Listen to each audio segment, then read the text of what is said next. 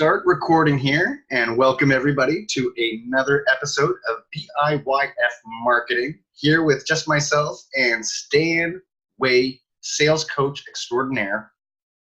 And we're going to talk about sales methods. We're going to get right into, because we've been marketing and sales in the show, but let's focus a little bit on sales techniques and things that you do and things that work for you. Yeah, no, I'm excited. I'm still having a hard time. I keep wanting to call this Biffy marketing. And I know you do. Biff marketing. So yeah, I appreciate when you spell it out like that. It reminds me how wrong I am. So thanks, Julian. I kind of like the sound of Biffy though. You know, who knows? We may end up going there. We'll see. Balls in face your marketing. Oh. Yoda. It's totally a Jedi thing. I love it. Outstanding.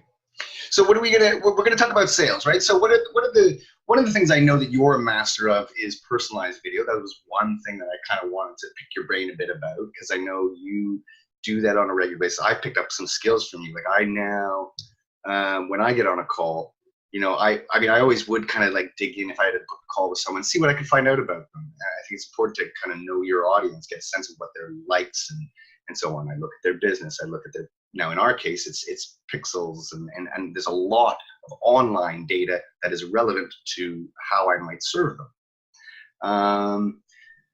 I know you use these, again, all of those sort of techniques of just recording a video of yourself and then sending it off. I think it is a great way to connect to somebody. Are there sort of rules or principles that any business can take out of that? Yeah, well, for me, so like I had this moment. This has been something I've been using for like a year and a half, and I remember like a year and a half, or a little over a year ago, I was in Hawaii, and I'm driving down the east shore of one of the islands, and I'm like enjoying this beautiful soundscape or like landscape and everything. And I had my phone, and I was talking to someone I was coaching.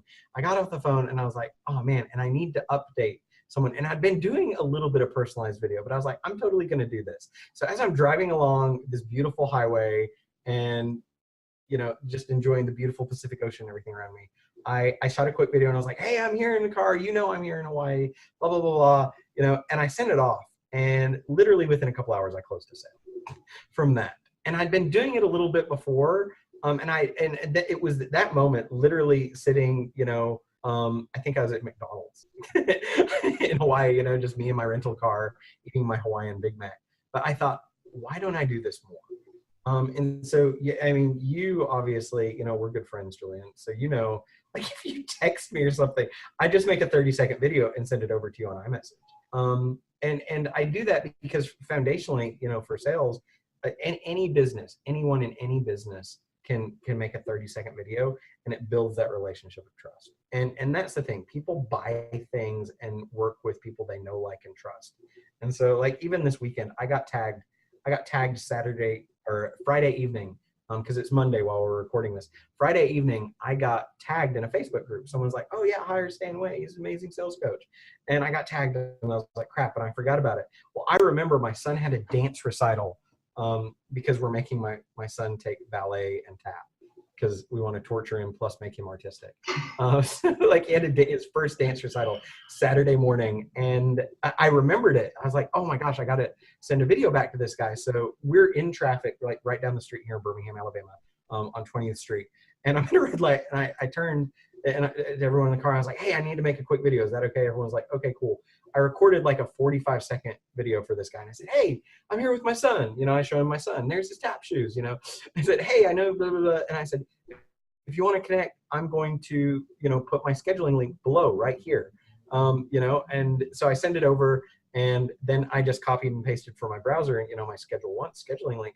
Well, the guy booked, and he's like, oh my gosh, that's so amazing. I've never seen anyone do that. Like, that's so personalized. I'm like, yeah, that's what I do every day. And like him and I are speaking in an hour, you know. I give him like a 90% likelihood of giving me his money, because it's already proof of concept. It's amazing. Yeah, that's all I can say. Yeah, there's no question. Like, I mean, people need to remember that how impersonal emails and even texts are. There's so much that gets lost in translation in those. I mean, how often have you read a text message or an email and wondered, well, how did the person mean that? How did they, things are ambiguous, and of course you're not thinking about that when you're typing something out. You are assuming the emotion and the intent behind it the way that you intend it, not the way that it's read necessarily. And that's the beautiful thing I think about a video connection like that. Like when if you send me a message back, I know what you're feeling about something. I know, catch those little like moments of hesitation over a thought or something like that. So it is, I think, a very effective tool to build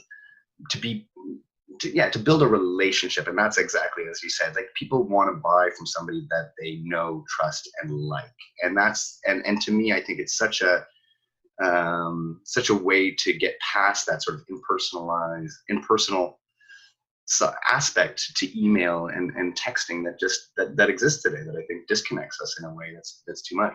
So so I'm not surprised that that's very effective for you. And one thing, by the way, that I've started to work with is with some peers, actually, which I think is proving kind of effective. So, and I never told you about this. So, the other day, I was having a chat. Casey Lady Millhouse was on a call with me. She was asking me a few questions, and then she's like, "Oh, can you help me look at this site?" And what we kind of realized through this whole process was there was some kind of benefit in her sort of treating me as if I was some employee, just talking to her, being straight up, saying, so I was just going through the site as I would without any sort of thought or concern about feelings, and saying, well, this is wrong, that looks wrong, I don't, they need to work on this, they need to work on that. She then sends it off to her client, which of course now it's like, hey, I had a chat with one of my developers. Here are some things that they thought. So then what I think is great about that is that, again, people are seeing just a pure, honest assessment of their business. No filters, no sugarcoating, no nothing. I was blunt in those videos, but I think she's closed at least one of them now. And it's because I think people can accept the truth. If it's people will accept the truth. People want to hear the truth most of the time. Yeah. Well, most people are used to not hearing the truth. Most businesses or sales professionals or salespeople, are always wanting to bend it. Like my thing is like, I'm going to be completely blunt and honest with you. Every single time. Can I help you? Yes. Can I not help you? Sorry. I literally gained a client last week. I said, hey, we got 5 minutes into the call, and I said, I'm sorry. I know we're talking. I know we've got 45 minutes scheduled. I do not think that we are the right fit for one another. And they're like, oh, and I said, well, here's the reasons why. And I laid it out, and I said, look, we've got another 40 minends. I said, I'm happy to spend some time with you, kind of talk about things. And they're like, oh, well, no. Like, and it completely shifted everything around. At the end of the call, I'm taking the credit card information. Wow. All because, I was just being honest with them. But would it be okay, though, because I know this is like, we haven't really prefaced this. Is it okay, Julian, if I share like some best practices and tips? I think that would be outstanding. That would be outstanding. Okay. So Julian and I were talking in the pre-show chat, which we probably should have just recorded. Because I do, like, everyone I talk to, like at the end of a sales call or something, I ask everyone, I say, hey, what's the best way to follow up with you? Do you have an iPhone? And I speak to people internationally. In the mornings I speak to Europeans. In the afternoons I speak to Americans. And in late afternoons and evenings and late night and middle of the night I'm speaking to like the Kiwis, the Aussies, the people in Singapore. So like I always ask, hey, do you have an iPhone? And the reason being is because iMessage, like I can just iMessage or a FaceTime audio call anyone anywhere in the world, anytime. And there's no long distance or anything. So I ask everyone, hey, do you have an iPhone? And if they say, well, no, I got an Android, I literally at the end of the call, I go, oh, that sucks. Why? I've just asked someone probably for thousands of dollars. I made this big sales presentation, but I'm really honest with them, and I'm like, oh man, you got to catch up with the times. Okay, cool. I'm just going to correspond with you via email then. Yeah, that's like, but okay. And like it throws people off that I'm just being so blunt and a little bit rude, but serious. And then I tell them, I'm like, hey man, if you have iMessage, like what I can do you have an iPad or something? Like, what's your email on that iPad? Because I want to send video. Because here's the thing. If I know if you consume video content of me just responding to your questions, you're going to get to know, like, and trust me. Just like, I'm leaving my son's dance recital. Like I'm just a real person. I'm just a real person, and I'm passionate about helping your business. So like some best practices are find out, ask people if it's an iPhone. If you don't know, add them as a contact in your phone. In your iPhone, your iPhone people, add them as a contact in your iPhone, and then see if you can FaceTime. If FaceTime shows up, it's an iPhone. iMessage those people. You can send with an iMessage. You can send about and it depends. Usually about a 3-minute 50-second to 4-minute 10-second video via iMessage. But if you're using Facebook Messenger, like, look, when you get to 3 minutes 10 seconds, cut that bad boy off because you're going to have to edit it. Same with an iMessage. And then if people have an Android, which sucks, I'm so sorry for all you people. Google rocks, Android's terrible. And if people have an Android, like, look, you're gonna be able to send about 55 to 60-second clips. So just know as you're recording, and don't be ashamed. My practice is never send more than 3 videos in a row. And 3 might seem like a lot, but like, I think maybe Julian, we've talked about this a few weeks ago. Like, I closed some clients on a big retainer by making like 10 3-minute videos in a row and sending via Facebook Messenger. And I'm not sure if you and I talked about that before, but yeah, like, it's just while I was at a grocery store, not a grocery store, a furniture store, sitting in a sofa. So those are best tips and practices. Know your time limit, but use it and just talk to people. Don't be afraid to be like, oh, hey, I'm drinking my Diet Pepsi. It's Colin. It's my second one today. Like, just tell people about you because you build that relationship of trust. So yeah, I mean, so have you? Because I know you're iMessaging with me all the time. Yeah. So let me ask, how have you implemented this in your business? Because I'm intrigued because you're the one that wanted to talk about this. Yeah, well, okay, so I have not yet gone into that iPhone messaging zone yet. And maybe I should. Like, that's the thing, is I think that was more like, maybe it's just a matter of like, that's intimate or asking for that personal information. And I think, listening to you now, I'm thinking, you know what, this makes sense. Exactly. Because the funny thing is like, every client that I have, I do want that to be a partnership and a friendship. And I do want that relationship to be a little bit more involved, in part because I really see it as that. Like, I cannot help you unless I know everything. You know what I mean? I can help you the best when I know your pains, your struggles, what's working, what's not working. So I do kind of want to, develop that friendship and that level of sort of immediacy, that, hey, I can call this guy whenever. I want my clients to kind of feel that way. So I think I should. What I've been doing more is sort of through emails, recording a quick little video and then just sending them a link. So I've been using Loom for that. Yeah, and usually it's because of the fact that I'm again, this is a little more industry specific, because we're dealing with the web and websites and stuff like that. I can share my screen at the same time, and that was again what I was saying with the stuff with Casey's, that there I'm now kind of just got my face down at the bottom. You have that option in Loom, by the way, to just do your pure screen, but that again goes back to what your point was. Is I let the little bubble at the bottom go with my face. Because again, it is about like, no me. You need to, like, I want you to understand, like, see my face, see my expressions, for better or worse. They're probably usually worse. But like, get to know the human, get to know the person. And I just sort of walk through their site and say, okay, I see that you don't have this. The design of this, this language here strikes me. Whatever really kind of pops out at me. But yeah, I haven't been using the phones and the filters, and what I just started to play with that with the phone, like to use a little filter and then post a video. You put like little goggles or something like that. It's playful, it's fun, and this is what I think more and more people need to consider is I think a big part of what we're talking about actually is that we're not always focusing on the sale. You can't just be there going like, the sale.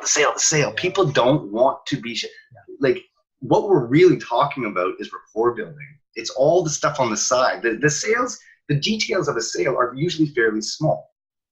This is what's included. This is the price, right?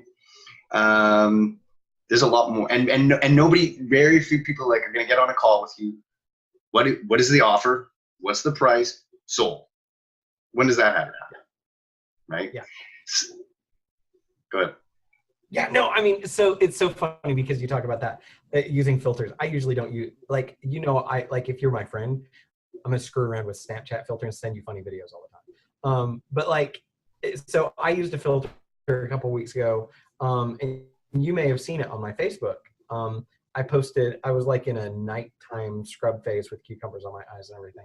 But I was talking about like how I just crossed over 5,000 connections on LinkedIn. And I said, hey, check out my video on LinkedIn.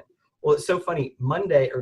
Friday, 3 days ago, one of my Friday morning calls, he's like, hey, yeah, man, I saw your cucumber face video on your Facebook. And I was like, oh, because, you know, for us, you know, everything, you know, who cares about internet privacy? You know, I live on the internet. I work on the internet.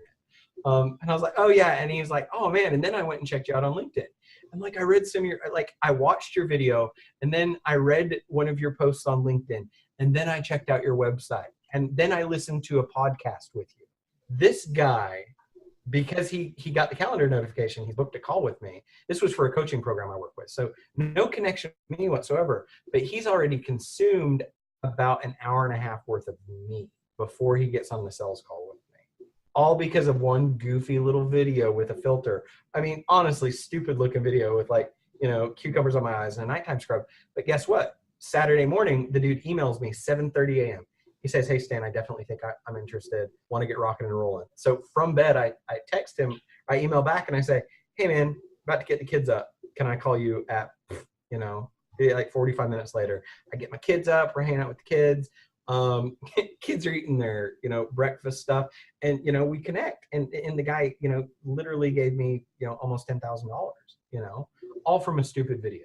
So I love that you brought up filters because I'm not good with filters, but it works. It works. Oh, I think, man, you know what? My favorite one that you did, by the way, is that the hip hop thing where you're like, man, what's going on? What's going on? that is hilarious. It's like, what? I don't understand. Oh shit. And then you go, oh shit. I mean, damn. I mean, like it's so funny. And by the way, that's the, you know what? I think this is a new trend. I mean, video on LinkedIn is fairly new, first of all, and not many people are using it. Mm-hmm. So you have a huge advantage out there by just throwing content out there. I mean, again, I think it's important for people to not just be silly and fun, and obviously you want to have a message and so on, but those little sort of character things, this is how I like to play around, this is how I whatever, again, it's you're showing people who you are, not what it is not what you're selling, not what, you know, it's who you are. And at the end of the day, I think that is probably the most important factor for a sale. Without a doubt. 100%. I agree with that. I agree with that. Because So most marketers, you know, I mean, sorry. No, go ahead, because we cut off. There was a little choppiness in the audio. Go ahead. Yeah.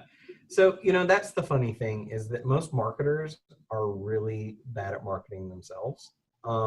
You know, and then like, there's always these self-conscious issues like, oh, I'm not a sales rep. You know, I can write email copy, or I can build a funnel, or I can post you know, I'm really good at AdWords, but, you know, I can't sell anything. Well, guess what? That's your rapport right there, because most people aren't good at being at sales. Most people aren't good at sales. Most people aren't good at video.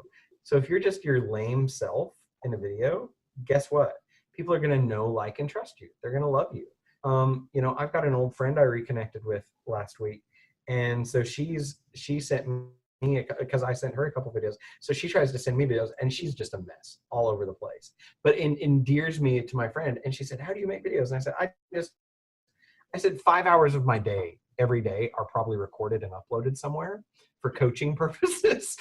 You know, and I said, I'm used to it. Most people aren't. But, you know, and it was funny because I said, like, look, even you right now, if you were selling something, because she sells stuff. I said, if you were to send videos like this to people, people would love you. People would buy from you right now because you're so awkward on video, but people love that because it's who you are. Absolutely. It is exactly. It's endearing. I mean, this was, you know, this one little short that I just did the other day about marketing in Asia, talking about this guy with Bob Lowe. And I consider what he's doing very brave in the context of his culture. to go out and put up a fun sort of animated video like he's been doing on LinkedIn in a culture that values modesty is kind of brave on his part.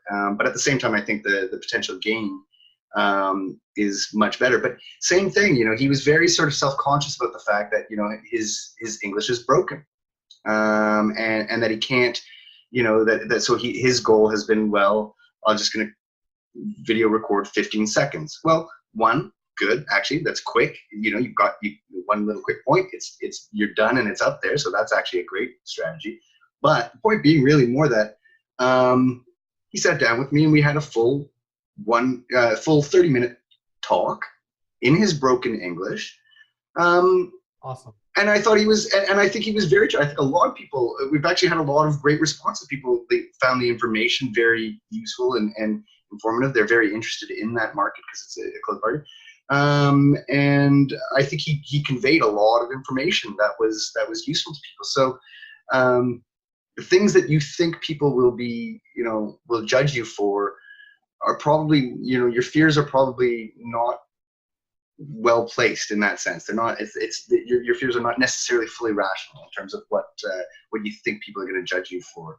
It's not the ums and ers and mistakes and the awkwardness. That I think is the importance of this. Is again what we're saying is there's just so much information that gets conveyed that is nonverbal, and this is what I think really is at the heart of all of this. You know, that communication is 5, 10, I don't know what the percentage is of the actual language.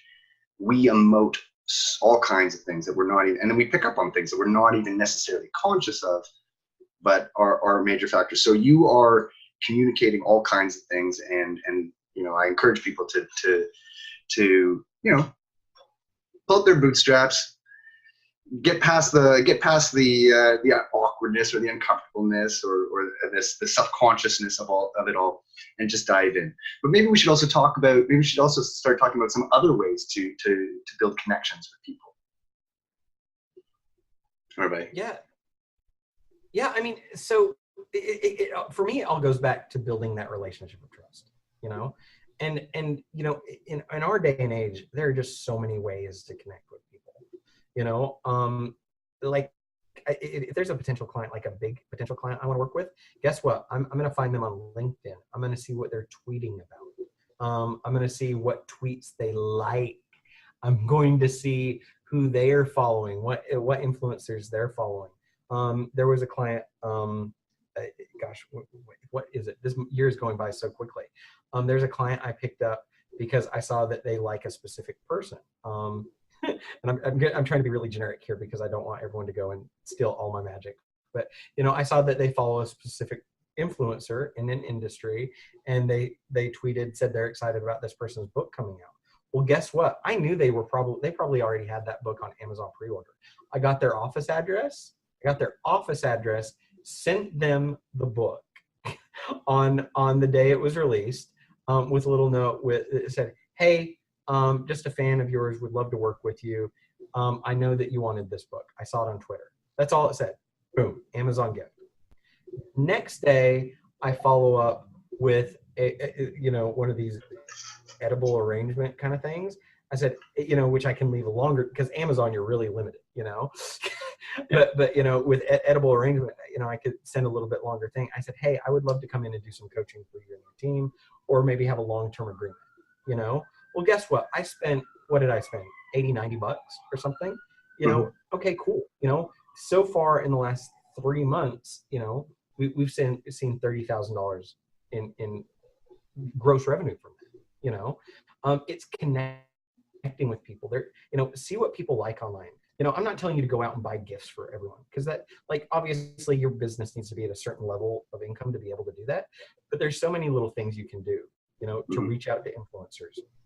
Share, if you want to connect with an influencer, share their stuff. Get on LinkedIn, get on Twitter, get on Instagram, share their stuff, tag them in your Instagram story. I'm amazed at the people, like the really amazing marketers and sales coaches I've connected with, because I've brought them up in an Instagram story, or, you know, I've tagged them in something. So Yeah, I mean, what are some things that you've used, Julian? I mean, I'm just curious because I just work for my own sales-centric little world here. Yeah, well, I mean, kind of consistent with what you were saying that I look on all of those platforms. I really want to, yeah, exactly like you said, like I try to get to know them. And by the way, on the gift side of things, obviously, what I would say just for people is that I do that once I've landed a client. Every client gets a personalized gift, and it's something, again, that just sort of conveys, that we're excited, that we want to work for you, that and it, um, but yeah, just again, just like to build that bond and that relationship. I think it goes a long way. So I do certainly have been doing that with new clients. In an ideal world, and this is the funny thing, is exactly that all of this has been a bit of an adaptation to me, because I am very, most of my career, it's been very much sort of a local base. It's only recently that I'm now in the same situation that you were describing earlier, which is that I'm doing a lot more online, and as through that, connecting to the world entirely. There's like you said, there's people in Asia, Europe, all across the world that I'm talking to all the time. So it often exactly is that once I've created a connection, and then I will invite them to be a friend on Facebook, a friend on LinkedIn, a friend on Instagram, and so on. That alone, once they accept me and how quickly they accept me, tells me a little bit about, how often are they online, how quickly do they trust me, right? Because if they don't accept my friend request on LinkedIn, or they don't request, then obviously I haven't done something right. There's still a little reluctance on. So what I was going to say, actually, the whole point where I was talking about that was that my ideal situation is that I'm seeing you in person. If there's somebody local, if I can go to your office, show up at hey, can I swing by, sit down for a chat? Can I take you out to lunch? Like, what's a lunch, right? You know what I mean? And you can write that off as a business expense. Like, to me, that's the ideal. But again, obviously, when we're talking about an international world, and then that becomes much more difficult. So it is, as I was saying, I think it's really a lot of the same things that you were saying. Like, it's see what they're liking, see if I can, engage with their posts on those different platforms. Where they respond, again, tells you where they're spending most of their time. That alone tells you something, right? Like, if they're not responding to you on Facebook, but they are responding to you on LinkedIn, okay, you know that's where they are. And then I try to engage with them on there, and provided that they don't, they put a post that doesn't say something that I totally disagree with, like it. There's nothing like. But this is the funny thing, is I think people are stingy sometimes with their likes. You know what I mean? It's sort of like they have to really like something to say that I like it. Like, no, support each other. You know what I mean? I think there's this, and I think this is becoming more of a phenomenon, a better understood thing, that this sort of rising tides lifts all ships.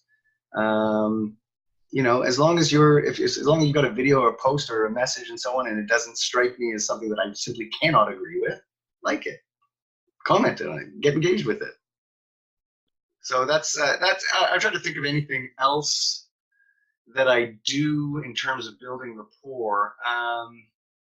Other than that, again, it's just in the conversation too, and how you talk to them, and same as you. I try to be honest and fair. I won't, exactly. If someone's like, "Oh, geez, you're behind the times," I do the same thing. Actually, exactly that. Just, "Ooh, okay, we'll fix that." Oh no, hold on. You got it. You got to get. You're not using your phone for this. You're not using the internet for this. You haven't automated that. Oh, geez. Okay, we'll take care of you. And that's because I mean it.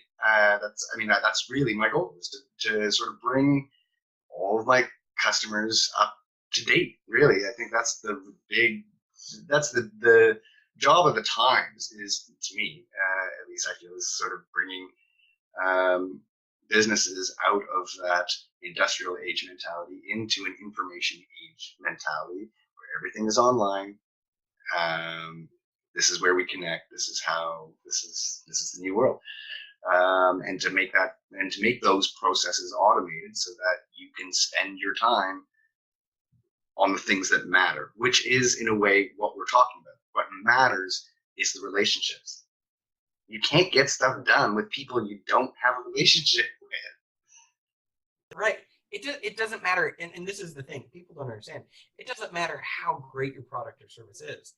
If people aren't hearing about it and you're not connecting with people, it does not matter. Yeah. It does not matter. It doesn't matter. So, you have to be able to, build that relationship of trust and market and sell yourself in a way that helps people know, like, and trust you. Yeah. And ultimately, here's the thing. This is what's really sad about, the information age in which we live, is that there are just some people that are really, they have really crappy products or services. They're really good communicators. And so they're selling an inferior product or service when you have a better product or service that you're just not good at communicating. So that's where you have to level up. You just have to level up. And not, my big thing is, like, is your message, or is your product or service, is your message bigger than the messenger? And for some people it's not. Like, they're not passionate enough about their own stuff. And so my thing is, if you're not passionate about your own stuff, don't do it. Get the hell out. I don't care. Shut down your business. Go get a job. A job is a noble thing for some people. Absolutely. Some people should just go out and get them. But, like, if you do feel passionate about it, then overcome your own insecurities to be able to convey it, and convey it with passion. Because if you've got a kick-ass product or service, cool. The world needs it. The world needs it so bad. I am more than happy. If I have the time in my day, and if it's going to make my life better, I want to give you my money. I want to give you my money. If you're going to make my life or business better, take my money, please. And most people are like that. Yeah, and I agree with that. In some ways, what you're saying sounds easier said than done. Like, hey, just go pursue your passion. Because it's not necessarily, that's not necessarily an easy thing to do, but I think it's very, very important, because I agree. Like, if you're working for a company and you're trying to sell a product, you don't really believe in it, that's going to get conveyed. And I think that's really, like, that's ultimately, for me, it has been working, is the fact that I really enjoy what I'm doing. And that gets conveyed. And then I think, people want to know that you're passionate about the thing that you're going to do for them, that it's not just a job and a chore that, to you, then yeah, people aren't going to want to do that. And I think, and I've been saying this, and I'm very, on one hand, I want to be cautious about sort of being doom and gloom, but I really do think people need to be cognizant of how quickly technology is changing, how fast AI is coming of age, what the impacts of that are on people's careers. And so I don't go around and I don't try to say, like, hey, I love being an entrepreneur, you should be one too, because I don't think it is the right life for everybody. But what I do encourage people to do is at least be mindful of how much things are changing, how at potential risk people's jobs are, and what a great time while you have a job and have some income coming in, and maybe a little money that you could invest in some training or some coaching or whatever, just to fill the gaps that would help you bring whatever it is you're passionate about to market. Because maybe that's the thing. There's just a few little, it's not that you're not passionate about it. It's not that you wouldn't know how to do the service. You just don't know how to build a website, or you just don't know how to build out a sales funnel or a plan or whatever. Find the people to do it, chip away at it, start building that as a little product, because that is the beautiful thing about today's dating age, right? Is that you could be somebody who crochets weird, funky socks that only 1 out of 1,000 people is gonna like. And as a door-to-door salesman, that would be a very difficult career. But online, you can get that, 1 in 1,000 times several thousand. You know what? Yeah. You could really fulfill your passion and your interest wholeheartedly. And now is a good time to get started. Either because, who knows, you could quit your job because it goes so well, or at least you've built the infrastructure to pursue that. Come the time if your job is threatened, and that's a Oh bit of yeah. a Well, yeah. Well, here's the thing, and I'm just thinking of like I know you're Canadian. Happy Victoria Day, by the way. oh thank you. Oh you.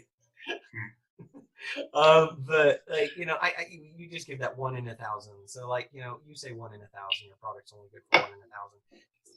The population of the United States or something. Like you think 1 in 1,000. Well, that's like what is that? Like 324,000 people. If you even in just the America alone. even just in the United, ish, give or take. But like, okay, your product only applies to 1 in 1,000. Oh, woe is me.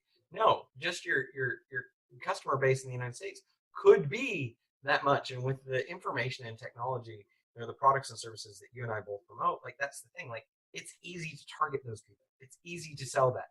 And there's so many people that go on with what you were just saying. Like they don't understand how easy it is, and they let it be this huge problem. Like they don't know how to make the sale, or they don't know how to market it. It's not a problem. There are people like you and me that can just go, okay, cool, let's sell it. Let's build a business. And what's impossible to some people, it's just it's child's play to other people. So mentor up, level up, just like you said, go get a product or anything, to level up. Yeah, to fill the gaps.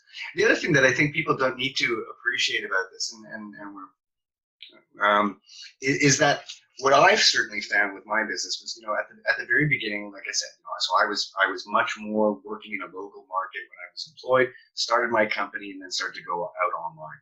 So first trick was exactly to figure out the Facebook advertising game. It was not something, it was not an industry that I had a lot of experience with.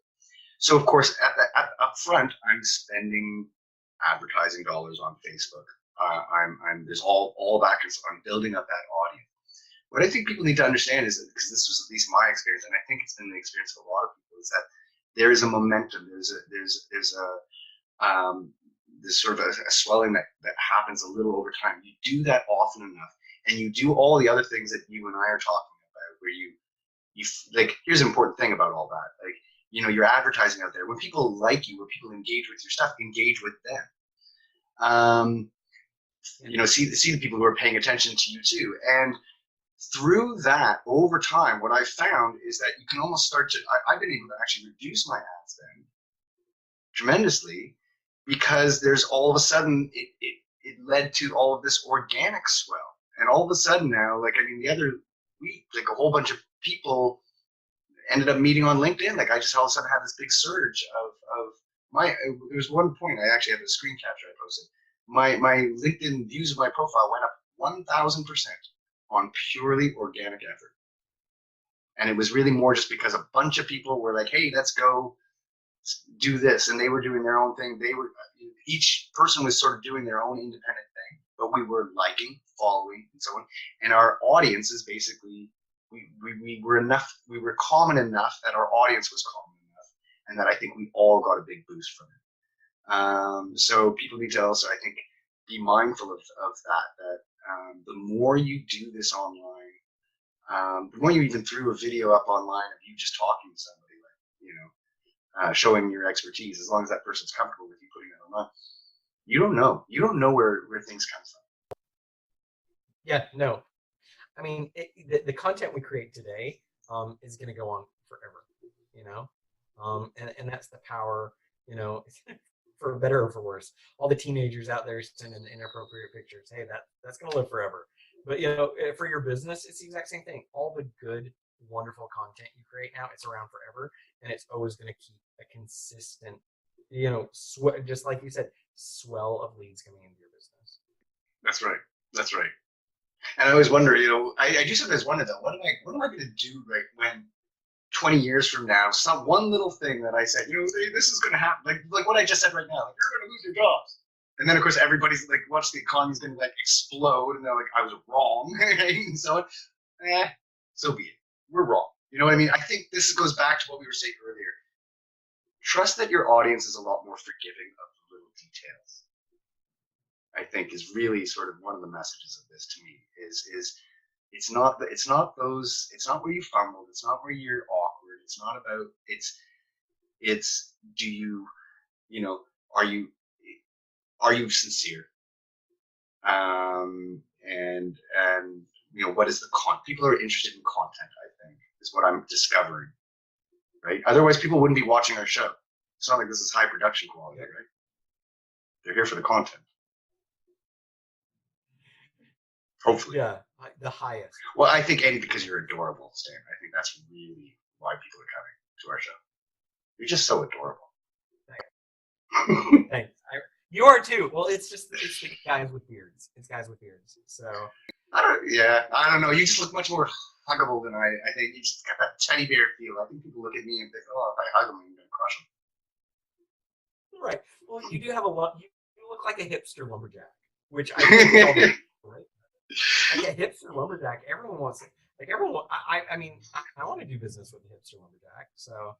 Right. But so sales. Speaking of sales, though, Julian, we're out of time, man. We're out of time. Well, you know what? But this has been good. I think hopefully we gave people a lot of good takeaways. I hope. If not, we'll try again another time next week. I've got big balls. I've got big